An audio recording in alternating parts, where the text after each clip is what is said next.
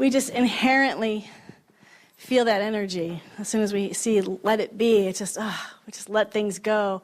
I remember last week we were talking about living in the let go, but it really wasn't until we sang I release and I let go, you could just feel everyone just drop everything. There's that energy of just letting everything go. We can feel like we can breathe again.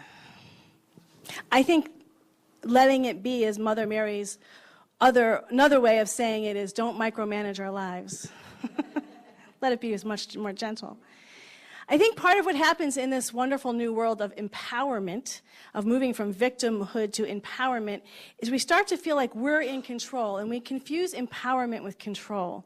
And so if my thinking changes my life, we've heard that many times, that change your thinking, change your life, then I'm going to start becoming micromanaging every thought that I have. Oh my gosh, I'm not thinking the right things. What if I had that thought? Am I going to create that reality just because I had that passing thought? And I have to make sure I do everything right because I'm in charge of my reality and I'm in charge.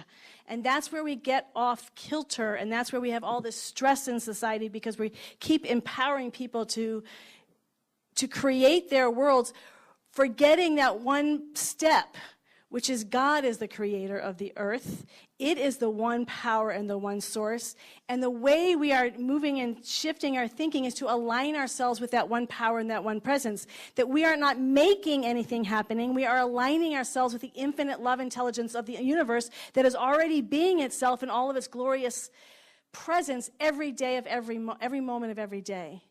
And that the more we put ourselves in alignment with that, with our thinking and our actions, then the flow starts happening. That's living in the let go. If we look at the words, I release and I let go, I let spirit run my life. Well, if I'm going to let spirit run my life, then my attention stays on spirit. I don't just think whatever I want to think. I'm not creating because I'm creating it, because spirit is creating through and as each and every one of us. And we allow ourselves to be that vehicle. I love this quote from Ernest Holmes. It's from the Science of Mind textbook. For those of you who don't know, Ernest Holmes was the founder of Centers for Spiritual Living back in the 1920s. And this is the quote: "Stay with the one and never deviate from it. Stay with the one and never deviate from it. Never leave it for a moment. To desert the truth, which is oneness, in our hour of need, and every hour we are in need, to remember who we are, and to desert the truth in the hour of our need is to prove we do not know the truth, that there's only oneness, that we are not the ones in control, that other people are not the ones in control." I remember when I was working at the psychiatric hospital, and I've talked about it before, I loved working there, and I was practicing being in the presence, the oneness, that was my main energy. It was about a year into it, and someone started talking about the administration of the hospital and what they were doing with running something. And I remember it so well because it was just this wake-up call. I never even thought about the administration. They had zero power over me. I didn't think about what they wanted me to do. I don't remember. I was very clear that God put me there, that God was my employer, and God was who I was serving. And so as I was struggling, it doesn't mean I didn't listen to if people gave me feedback, but I'd always take it back to the source. What do you want me to be doing? What am I here to be doing? What do I do about this particular person? Or I'm struggling, or whatever's going on, I always took it back to the source. And it's not something I just did every day. As I've mentioned before, I used to go into the bathroom, and that was my place to remember. There's only one power, one presence. Whatever thing that they're experiencing, that's also the one power, one presence. If they're experiencing beings on the other side of the veil, they're talking to people. Those beings, one power, one presence. The staff, one power, one presence. I'm one power, one presence. That we're all one with this one, and just being immersed in that consciousness of oneness, then there's no other. I love Joel Goldsmith says, there's not God and. It's just God. There's nothing we can ever add on to the divine presence. So our work is to continue to return to that presence over and over of the oneness, and then we can start letting go of having to micromanage every thought that we have, every action that we do, because then when we look at world that way, then failure and success becomes, we have to micromanage every failure and every success because we have to think the right thoughts. And if we have a failure, but when we know the divine presence is on the field, there's no such thing as failure. Everything is temporary. Everything comes and goes behind all of it, I love Shunryu Suzuki would keep saying, behind all of this stuff, all these waves, is this oneness, and it never leaves. And the more we start tapping into that oneness, we don't get thrown up by the successes and the failures, because those come and go.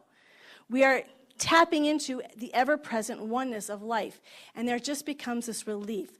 The things start falling away from us. The other thing that can happen, however, is that sometimes when we think about releasing and letting go, it's not giving up, it's not having inertia, it's not caring. Letting go is not like, okay, now I don't care anymore, and so I'm just sort of showing up, and whatever happens, happens, and I just whatever, That's not what letting go is. That there's a deep caring, but it's just aligning with where that caring goes. Yesterday, Julian and I watched a movie, and I was so clear I had to watch this movie, and it's really the cornerstone of today's talk, was Rocky's advice. Rocky's a very wise man. And he's giving the advice to Creed through the whole movie. He keeps asking him the question, and then Creed loses. When Creed loses, it's because Rocky's not there asking these two questions. So these are the two questions that I'm inviting you to ask in your life all the time. Is why are you doing what you're doing? Why are you doing this? And who are you doing it for? So you have a task list. It feels like a burden. I love in that reading today the dust and the grit of the journey, the dust and the grind of the journey, just the daily mundane tasks. Well, who are you doing those tasks for? Why are we doing them? When we start shifting and start feeling like it's being imposed upon us, I have to get these tasks done because I have to lead a responsible adult life. But if we really go back to the source of why am I doing these tasks? Who am I doing them for? These are God's tasks. I'm doing them for the divine presence in my family. I'm doing it for the divine presence as the lighthouse. I'm doing it for the divine presence all of the time. Then it shifts the place from which we are living our life. It shifts from I'm doing it to please a boss or my family or my friends or my community to I'm doing everything for the divine presence. And that divine presence is in, through, and as me. And it shifts from a sort of that not just victim state of consciousness, but then to the other part where now I'm in control and I'll get this task list done. No, this is the divine's task list. It's doing this task through me. What did Jesus say? It's not I, but the Mother, Father, God within that does the work. And we sometimes think that's like a big healing moment, but it's just our daily task. The divine presence within us is brushing my teeth. The divine presence is going grocery shopping. When we start really shifting, that is when we start living a life in the let go, and we become freer and freer of this personal identity, this getting lost in a small self. I was reading a quote from Einstein about he was writing a letter to a father who lost a son and was just asking if Einstein had any words of wisdom. And he was saying that most of our sadness was not realizing, is identifying with this personal self. And the more we let go of our personal identity and recognize that this universe, this universal life is really who we are, that the pain of the individual separate self, that's the greatest illusion. He was saying the same thing mystics say, that the more our separate self, we identify with a separate self apart from everyone else, the more suffering we have. The more we let go of that sense of separate self and feel into our oneness of the vast universe and the cosmos of beyond time and space, that suffering, that striving starts to fall away. So the question I invite us to ask ourselves is, why am I doing this and who am I doing it for? I go back to college. For some people went to college sometime. Some of you went through this question in high school because you went to work right after high school. Why am I doing this and who am I doing this for? I remember picking a major. That was who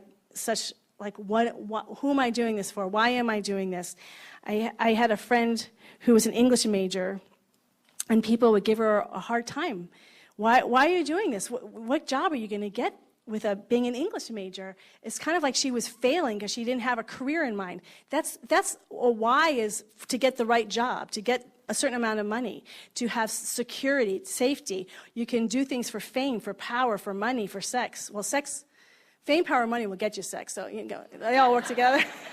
But those things can motivate you, but they're never going to sustain you. And so you're going to still be in a prison. You might succeed at fame, power, success, but if that's what's motivating, if that's your why, you're going to be imprisoned to those whys, and you're still going to feel blocked. That doesn't mean those things are bad. It's just, where's the why coming from? Who are you doing it for? Are you doing it to please other people? The amount of times we compare ourselves to other people, the amount of times we do because other people tell us. My friend who was an English major went on to law school and became a lawyer for social justice, that what she was interested in was in humanity and understanding people and their lives and their stories, and that's why she loved being an English major and reading all these books and writing essays about it, and that led to being a social justice lawyer. She had a great job. It didn't limit her in one bit. Then my friend who was a math major, he wasn't interested in engineering. I went to a school with a great engineering school, but I don't want to engineer, but I love math. And what are you going to do with math? And it was always, well, he's going to be a math professor. That was always, he's an architect. He loves being an architect. It continued on. He wasn't planning his future. He was doing what he loved. He loved numbers. Oh, you were a math major, weren't you? Yeah, look at her now. So we have these things that we love to do, and if we follow, why am I doing it, and who am I doing it for? And what Rocky kept coming back to with Creed is, are you doing it for yourself? Are you trying to please your dad? Are you trying to fix history, this ancestral line with boxing, or are you doing it for this soul calling? I need to express myself. I think of Jack. When we had Julian, he's such a good man, and so he decided to stay home and really help out. So for the first 4 years, we were new parents, we didn't know what we were doing. So in that 4 years, we moved across country and changed jobs, and so there was a lot of change. And he was home, and he was there for all of it. And then one night he said, this is when Julian was about 4, he said, there's an open mic night at this bar, because he has totally stopped playing out. And he said, I kind of like to go to it. I said, sure, go. And he went and played, and I'll never forget when he came back, he was in bliss, he was in joy. And there is that within him that has to express. He's not doing it, his why is not to become rich, famous, and powerful, although if that happened, that would be wonderful, honey. But the joy that it brings him, he has to do it. Every one of us has that. That's why I like thinking of the math major or the English major, because that's not music and sports, that's obvious. But we all have that something, at least one thing more, because the divine presence expresses. It needs to create. Look at this earth. Long before we got here, it's expressing. And as we know, it's creating this massive evolutionary planet, and then it destroys things and it creates again. And I think of the Tibetan monks who created their sand mandalas, and then they destroy it. And sometimes kids show us that they love destroying as much as they love creating. That's this divine presence within us. It loves to create. And there's also the nice thing of just like letting it go after you create it. But that's all going to be really painful if we're really holding on to what we create, and we're really attached to how it looks, and we're so attached that when it gets destroyed, we're devastated. And the journey to live a life of let go is to continually remember that presence and practice that presence beneath us. So I invite you this week, I think self-awareness is a wonderful thing. So I invite you to look at your life when you were a teen, in your 20s, in your 30s, in your 40s, in your 50s, and just until where you are now. Why did I do what I was doing, and who was I doing it for? Just start noticing the decisions that you've made in your life. Why did I do what I do? Why did I make those decisions? And who, I think that who is such an important part. Who was I doing it for?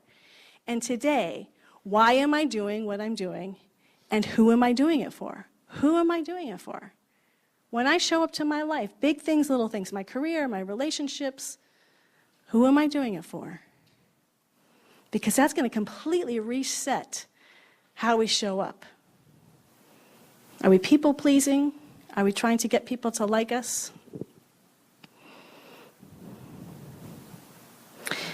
As I was with this talk, I was going back to when we were in our 20s, but most of us, I don't know, I'm looking around, and I don't know if all of us, but at least most of us are 50 and up. So we're not in college anymore. And I remember learning when I was in the psychology class that as people get older, they get a little bit more conservative. We start pulling back a little bit more. We start wanting just to get through life. The dust and the grit of the journey has had its impact on us. And we might not have the dreams that we once had, but we're maybe a little more content. We're not striving as much. We're just sort of getting through the day. But is that who we're supposed to be? the divine presence is always being made new as us. If we are really tapping into that fresh energy, we should be, I believe, take the shit out of there, is that the divine presence is as new in us today, in our 50s and up, as it was when we were young. But it's the dust and the grind of the journey that has weighed us down, all the things we've had in relationships and in jobs and just trying to get through the life and the responsibilities. It starts to push us and push us down, so we stop having dreams, or we think we've aged out of having dreams. I am very blessed. There's a Carl Jung quote that I can't remember it totally. It was something about the worst thing you can do psychologically to a child. One of the most harmful things for a child psychologically is the unlived life of a parent. I thought that was so brilliant. Because I know my mother she was a wonderful, amazing mother. But it really wasn't until I went off to college that she gave herself permission to live. And as I have shared with some of you, she went off and on her own decided that she was going to learn how to ski. She starts on little bunny hills. And this is all on the phone because she's doing her thing. And next thing I know, she's in Switzerland skiing in the Alps. She has amazing, going from different jobs, totally passionate about all of them, learning all these aspects of herself that she never knew was there, finding these potentials. And the most fun thing for me is when I would go back to visit her, I was in my 20s, is that the people calling her to want to have dinner with her were 20-year-olds, were women my age who just loved being around her because she was so youthful and so full of life. They're like, you're more fun than my friends. You just like love life. It had nothing to do with age. It's that vivaciousness of, I still have a dream. I still am exploring. I'm still expanding. I have a colleague who was becoming aware of his own ageism in his own head. So what he started posting for a month, he committed himself to posting a video of an amazing 80 or 90-year-old doing something incredible with their life. And he would post these videos and I would watch it every day, whoever he picked. They were different every day. And I'm like, that's right, life just keeps going. There's amazing things. I'm not striving for retirement. I'm striving to continue to expand into what is God's dreaming its life through me now. My life isn't over until we leave this body. Our life isn't over until we leave these bodies. And until then, are the dreams continuing? How are you allowing yourself to dream? Because I was thinking about this living in the let go, but I think sometimes living in the let go is because we've gotten so stressed out about our daily life or the routine, but I don't know if we're always living. We also want to have the dream. We want that simultaneous, allow the big dreams and allow the joy of moving into that big dream. And I think as we get older, we do get less attached. So we can actually enjoy expanding into those dreams or aiming for those dreams and not be devastated when they fail, because we know we're going to be fine. We've been around on this earth for quite a bit of time. So I fail, no big deal. I just move on to something else, or I try something new, that we actually are freer in trying and striving for these dreams. So living in the let go is not about being passive and not participating and not living dreams. The living in the let go is that perfect balance for striving for dreams. So I've had this recent example of living in the let go and striving for dreams, and it's a youthful example. It's a young man who I do not know personally. But for people who know me, I've been talking about him because it was just eye-opening. And by the way, I don't know if what I'm saying is actually true, but I don't care. It's my it's my interpretation that matters. So this is a young man. He played football with Julie in a freshman football team, and he was quarterback, and he was great. And everyone had that expectation of him being a great athlete, football player. And then he decides to play basketball. He has not been playing basketball. Now, once you get to high school, there's certain people who pick that this is my sport, and they play it all year round. And then there's people who play different sports. So he's going into basketball. He hadn't been playing not only did he not be playing all year round, he didn't even play the year before, and he was not a big basketball player. That's my point. So the games are starting, and what was interesting is in watching him, it was clear basketball was not his sport. But there was two things that I was amazed when I watched him. His level of confidence. It did not matter to him that he did not have a background or that he wasn't a basketball player. And that everyone noticed him. That there was this energy of intensity. This is what I want to get to. he was so intense. He really was into the game. And I was clear that he could care less what the coach was thinking, what the people in the stands were thinking, even his teammates. He was focused on playing basketball to the best of his ability, and that intensity was magnetic, the confidence and the intensity. What also I started to know, so first I'm like, oh, he's really good. And the coach hardly ever took him out. But what was interesting is he shot baskets all the time and missed all the time. So he wasn't even other players, when they would shoot enough baskets, the coach would take him out, like, you got to stop. Either that or start passing if you're having a bad day. The coach kept him in because there was something. He was still a great rebounder, and he always was taking chances. And I never saw him do this. Miss a basket and go, he just went on. It didn't faze him. His failures did not faze him, to the point where it didn't faze him from trying again the next time. Like, he kept at it. And I thought, that takes such an incredible sense of confidence in who he is, joy, and completely disinterested in what anyone else thinks about him. And I thought, what a great way to live life. To be so in joy of what you're doing, intensely focused, passionate, failing at scoring the points, but not being fazed by it. And I was thinking about us on our spiritual path.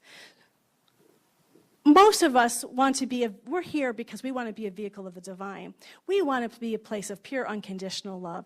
And I want to know, maybe I am the only one here. I don't know. But there's so many times throughout the day, I can't believe I just said that. Oh, that was just so unloving. Oh, I just did that wrong thing. Oh, I screwed up again. That we are constantly editing and beating ourselves up for not being for being a saint, for being Jesus or Buddha, this pure being of light and love, that we're constantly falling short of what we want, and we're noticing it, and we're saying, how can I be better? And then we're trying to fix it. Well, how can I be more loving this next time? And how can I say the right things the next time? And how can I not screw up that conversation or make better choices? And how can I be better? And that's where we get the dust and the grind of the journey. That's the stuff that starts weighing us down. And I thought, what would it be like if we lived our life the way he was playing, my perception of how he was playing basketball, which is, I don't care. I'm failing, but I know when I say about that confidence, using that as a spiritual metaphor, the confidence of knowing who we are. That I might be falling short all of the time, but the divine presence is never falling short. And I have confidence in that presence within me. Even my limitations cannot block the infinite love intelligence of the universe, that it is still doing its work. And so even though I continue to fall short of who I want to be, and the other is when I'm successful, oh my gosh, people think I'm so nice now, and they think I'm so deep. I always have to have really deep things to say. I always have to be really nice. I can't set any boundaries. I can't be harsh in any way, because now they're going to think I'm not loving anymore. So then I'm really working hard on everyone seeing me spiritual, and that's exhausting. Man, spiritual sucks. But we do that. We compare ourselves to other people, how I'm supposed to be, and we're also evaluating and valuing ourselves on how other people are evaluating us. And so I think that's what drew me to the way he was playing. He seemed completely unconcerned about what anyone else thought of him. He was so in his own sense of confidence of who he was, and lived from that place, and failures did not faze his sense of who he was. He had a sense of, I'm a good athlete, we are the divine beings, and I can keep failing at it, but I'm going to keep staying in what I know about myself, that I am a unique emanation of pure spirit, and no amount of failures can take away from that, and no amount of successes can add on to that. The fullness of God is already, we can't add on to God, remember? There's no God and. So even our successes don't make us more God. It might get us validation externally, but we're still that divine presence. So we stay confident in who we are, and suddenly we're in this place of freedom and lightness of being and joy. Interestingly, by the end of the basketball season, he was the highest scorer of the game, and won MVP, because he kept at it. And I saw it again in baseball. He hasn't played baseball since Coach pitched baseball, but his two friends played baseball. Coach said, why don't you play baseball? Because he was just sitting around. So, of course, he said, well, if you play, what do you want to play? And so, being his confident self, I'll be pitcher. Humility would have said, all my friends have been playing their whole life. I'll be the outfielder or something. No, I'll be pitcher. So, And he didn't know how to throw a baseball. He threw it like a football, and so he kept hitting people. So we were at this, there hasn't been a lot of games because there's rain now, but we're at this doubleheader, and it was the most extraordinary thing. When he's pitching, he's focused. He's totally intense, and he's very strong, so he throws them hard, maybe not always accurately. And his very good friend is a catcher, an excellent baseball player, but very different mindset. Gets very upset and intense about everything. Probably because he identifies with being a baseball player. That's who he's not sure about himself. So when you fail, it's terrible. And he would get mad at other people. And I didn't like that he would yell at other people. So finally, because it's 2 games, they put this person out to pitch. And he's trying to get his pitch, and he doesn't care. Like, he's trying cool things that professional pitchers do, and he'll mess it up, and his friend's screaming. He's so mad at him. And the coaches are watching, the parents are watching, and he's just laughing. And I'm like, who does that? Who laughs when they're failing? And he's just having the time of his life. His friend's yelling at him. He's looking at him and just laughing. But he's learning. Because he's not, could you imagine, the opposite is what most people do. Okay, I got to figure out this. Now you're analyzing. I screwed up. I got to analyze what I did wrong. And now I got to figure out. He's relaxed. He's open. He's trusting of who he is. I'm going to get this. And we watched. As he was pitching, you could see he's getting it. And he was in for 2 innings, and it wasn't perfect, but he certainly was a much better pitcher by the end, and the inning was over, and he got the 3 outs. He was learning because he wasn't all tied up and timid and afraid and I got to make sure everyone likes me. He didn't care what anyone thought of him. So he changed modalities, basketball, baseball, doesn't matter, because the confidence doesn't matter what you're doing. It doesn't matter what the vehicle is. We keep changing vehicles, but who we are as the divine presence is always the same. So we carry that into every situation that we're in. The situations change, but we continue to be in that wonderful place of pure spirit. Why am I doing what I'm doing? And who am I doing it for? When we can really answer those questions, we come from that place of confidence, that place of freedom, that place of lightness of being. Nobody can add to me and nobody can take away from me when I know that the divine presence is moving through and as me. That's living in the let go. How do you feel about that? Does it resonate? So as you're looking at yourself, how much joy are you getting out of life right now? And why aren't you feeling joy? What is it that's blocking you from your joy? My bet is it's because you're judging it should be something other than what it is. Spirit is naturally, we talk a lot about love, but we always want to remember that spirit is also naturally joyful. It is naturally having a good time in life. It likes creating. It even likes destroying. We see it in kids. Yeah, psh, break the stuff. Well, maybe boys more than girls, but no! I have 3 brothers. The creative process is fun. This life is fun. Spirit is having a good time, living itself through and as us. If we are not experiencing that joy, if we're feeling the dust and the grit of the journey, if we're feeling the pain, it's because we're forgetting. And that doesn't mean there aren't very difficult times. I don't mean to be glib and say, oh, we should always be happy. There's no pain or suffering in the world. But even that pain and suffering in the world, when we remember who we are, we know that that too will pass. That all of this world is going to pass. All of us are going to, 100 years, well, most of us won't be here in 100 years. Unless we might download ourselves into a microchip. But other than that, we're not going to be here in 100 years. Everything that we care about, all our deadlines, all the to-dos, all the shoulds in our relationships, everything that we're obsessing about in 100 years is gone. Not only is it gone, but the people who are here in 100 years aren't going to remember it. They're not going to be worried about what we're worried about in terms of our own personal life. We hold on so tightly to the small little world in which we're living that we miss all the joy that is there to be had in any moment. In the midst of failing as a pitcher, he's laughing. In the midst of failure, laughing. In the midst of success, not taking it too seriously. That's not who I am either. That's a moment. I'm having a successful moment. People are saying yes to me. They like me today. Woohoo! It's a moment. That will pass too. The divine presence is what's eternally true about us. So my invitation is to continue. Why am I doing this, and who am I doing it for? Let us become freer and freer in who and what we are, and let it be. And in the midst of all of it, my other big thing is dream. We're all 50. I have to say one last thing. So the CSL creates a theme every year. And they start right about now, so they're beginning to create their theme for next year. They've decided to do it. It was very interesting. They've decided to do it differently this year. They're inviting ministers and practitioners to come together to create the theme for next year. We'll all get to participate, but the creators of the theme have to be under 50 years old. And they said, invite the practitioners from your community who are under 50. And I'm like,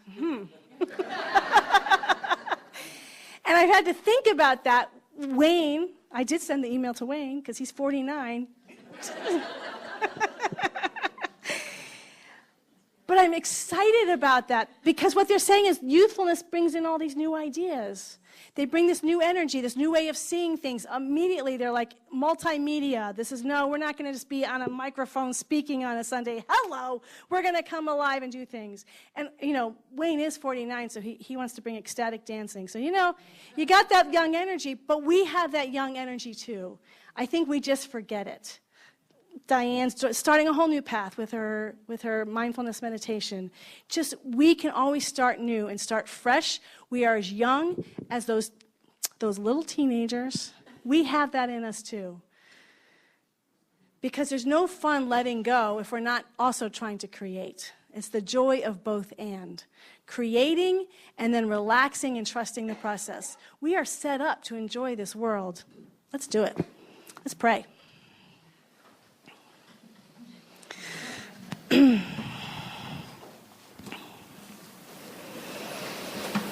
how grateful I am to connect with this presence and this power that is ever youthful, that is always new in every moment, that is not tired.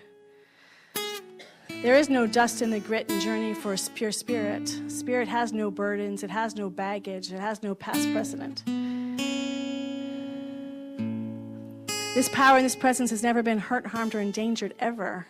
It has never been limited. It has never been made smaller. It is always its vast oceanic joy, bliss, harmony, peace, beauty, love, creativity. It is always basking in its pure being and presence. It is absolute and unchanging. It does not come and it does not go. It is that which sources all creation. It is that which sources each and every one of us. We are made in the image and likeness of pure spirit. The essence of who and what we are is absolute love, absolute beauty, absolute creativity and joy, freedom, peace. It is who we are. We don't make these things happen. It is what we are made of.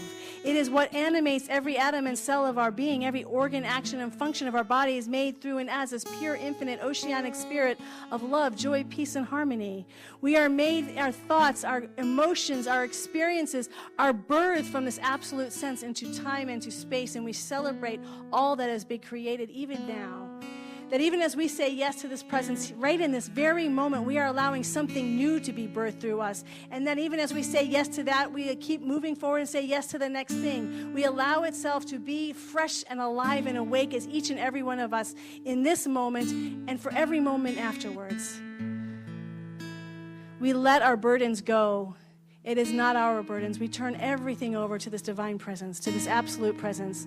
We let go of trying to solve and analyze and fix everything, and we just keep surrendering day in and day out to the truth of who and what we really are, what all life is. Everywhere we go, it is all that exists and ever will exist. We just let it go, let it go, let it go into this infinite presence and allow new light and new joy and new freedom to birth itself beautifully and magnificently. It is us this very moment, right now, as our very breath. We are made brand new. New ideas, new ways of being. Just a fresh energy as alive and awake as us. We've let the dust and the grit of the journey go, and we live from this moment of who we really are.